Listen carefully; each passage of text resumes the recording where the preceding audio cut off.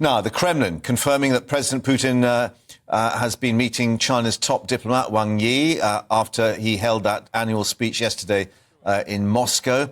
Also announcing Russia will be suspending the key US nuclear arms treaty, the only one left. Russia's parliament voting in favour of suspending it. Well, China and Russia say they are opposed to all forms of bullying as the US and EU prepare for more sanctions, perhaps for Russia. President Biden is meeting more leaders from the NATO Eastern Bloc. Joining us now is Rear Admiral Chris Parry, once more, former NATO commander. And Chris, we're also seeing these pictures a little earlier from this stadium where the flags are being waved and the fingers are being pointed at the West. It does play very well, of course, with a section of the Russian populace. But he is backing himself into a corner, maybe, with this rapprochement with China. Well, I think we all know that Russia, China and Iran have a fairly loose pact in opposing the Western way of life and also the international rules-based system. What they really want is a world safe for bullying great powers to do what they want. And right now, China sees the Ukraine crisis as a means of splitting the NATO alliance for the European from the North American part.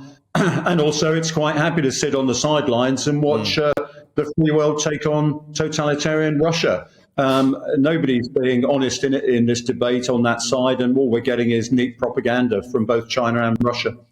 Do you believe, however, that it's realistic that China could start providing ammunition and armaments? Because that does change the whole nature, given the problems, of course, NATO has in supplying what's been expended by the Ukrainians in artillery particularly. Mark, they're already supplying through North Korea and Iran. Yes, it's entirely credible that they should do that. They're not doing it openly at the moment. But the fact of life is if they become the arsenal of autocracy, to parrot another phrase, then Russia will simply become a small population with a lot of sort of resources. It will become a vassal state of a China that has a huge population and very few resources.